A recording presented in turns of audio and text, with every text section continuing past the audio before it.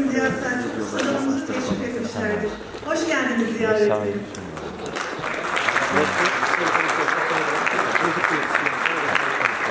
Cumhurbaşkanlığı Devlet Arşivleri Başkanı, değerli hocalarım, sevgili misafirler. Kısa bir ara ve geleneksel kayısılı börek ikramımız. Ardından ikinci bölümü arz ediyorum ki, öğretmen yetiştirmenin dünü, bugünü, yarını başlıklı panel takdimi. Şimdi sizleri Gazi Mustafa Kemal Atatürk.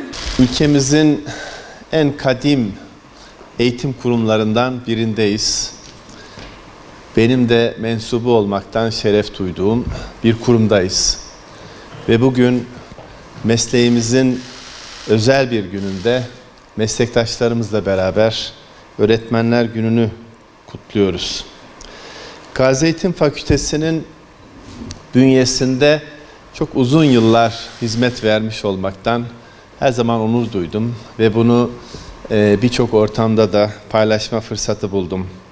Burada bu özel günde sizlerle birlikte olmaktan memnuniyet duyduğumu tekrar ifade etmek isterim. İnsan mukaddes bir varlık ve eğitimciler olarak bizim meselemiz de insanla ilgili ve insanın değerini anlamak, insanı anlamak, insanın kendisini anlaması tam da eğitimin yol haritasını gösteriyor. Kendine bir yol örerken öğretmenin önünü aydınlatması, yön göstermesi, güç katması ve son derece ciddi olarak bu konularda çocuklarımızın geleceğini aydınlatması çok büyük bir vazife. Bu vazifeyi kutsal yapan unsurlar var elbette ve bu unsurların da başında çocuğun mayasına, hamuruna, çamuruna sevgiyle, şefkatle müdahale etme imkanı veren bir meslekten söz ediyoruz.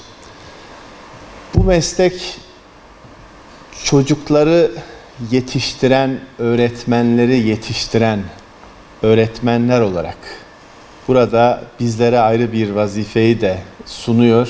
Çünkü öğrencileri yetiştiren öğretmenleri yetiştirmenin ayrı bir bakış açısı var, ayrı bir vazifesi, sorumluluğu var. Bu sorumluluğu hepimiz yıllardır şerefle taşıyoruz ve bu yıllar boyunca da Öğretmenler Günü'nde bir kez daha hatırlayarak bu vazifemizi yeniden anlamlandırmaya çalışıyoruz.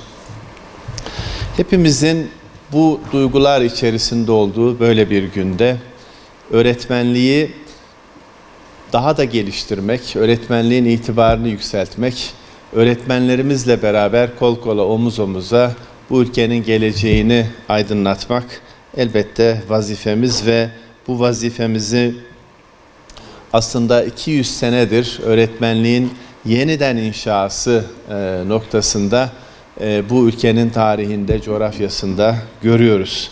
Ve çok köklü tarihsel bir geçmişin hikayesini bugün konuşuyoruz bu çatı altında.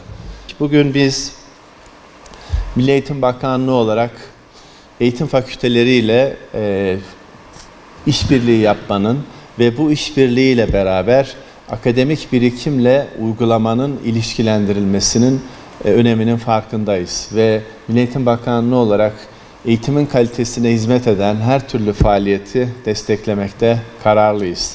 Ve Gazi Eğitim Fakültesi ile beraber de, Gazi Üniversitesi ile beraber de okullarımızdaki, sınıflarımızdaki eğitim öğretim süreçlerinin geliştirilmesi noktasında işbirliğine hazırız ve bu konuda görüşmelerimiz de var ve bu görüşmelere dayalı olarak da çeşitli alanlarda projeleri de sürdüreceğiz.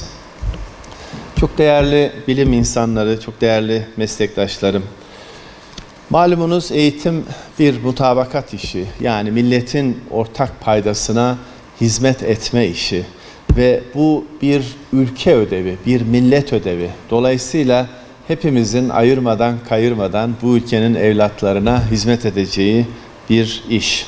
Hepimiz elbette aynı geminin içerisinde yol alıyoruz ve Bu ülkeye ödenecek çok fazla borcumuz var ve bunun bitmesi asla mümkün değil. Birlikte hareket ettiğimizde bu mutabakatı sağlayacağımızı ve bunun üzerine de bu ülkenin çocuklarını dünyada dimdik ayakta duracak şekilde sağlıkla, mutlulukla, huzurla, akranlarıyla beraber yarışacak noktaya getireceğimize inanıyorum. Bir üyesi olmaktan onur duyduğum Gazi Üniversitesi ve Gazi Eğitim Fakültesi'nin Türk eğitim sisteminin geleceğindeki etkisinin giderek artacağına ve yeni çalışmalarla bu yolda daha aydınlık yarınlara ulaşmamızda gayret sarf edeceğine de inancım tamdır. Ben bu çatı altında yetişen her çocuğun sadece bugünü değil, geçmişi ve geleceği birlikte düşünerek bu ülkede öğretmen olmanın sorumluluğunun gerçekten ne olduğunu yaşanmış hikayelerden içselleştirerek anlamalarını çok önemsiyorum.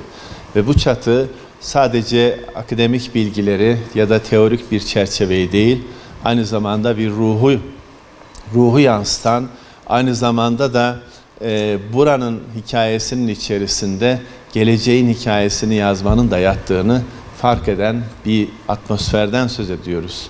Ve gençlerimizi de bu atmosferi teneffüs etmeye, bunu içselleştirmeye davet ediyorum. Bu toplantıda, bu çalışmada emeği geçen tüm arkadaşlarıma teşekkür ediyorum. Yıllarca beraber çalıştığımız arkadaşlarımıza da verdikleri destekten ötürü, gösterdikleri işbirliğinden ötürü ayrı ayrı teşekkür ediyorum. Saygılar sunuyorum. Sayın Milli Eğitim Bakanım, Sayın Milli Eğitim Bakan Yardımcım, Sayın Cumhurbaşkanlığı Devlet Arşivleri Başkanım, Sayın Genel Müdürüm, Gazi Eğitim Fakültemizde önceki yıllarda yöneticilik yapmış sayın dekanlarım, üniversitemizin değerli yöneticileri, akademisyenleri, öğrencileri, sosyal medyadaki çevrim içi iletişim ağlarımız üzerinden bizleri izleyen velilerimiz, basınımızın değerli mensupları, sizleri en kalbi duygularımla selamlıyor.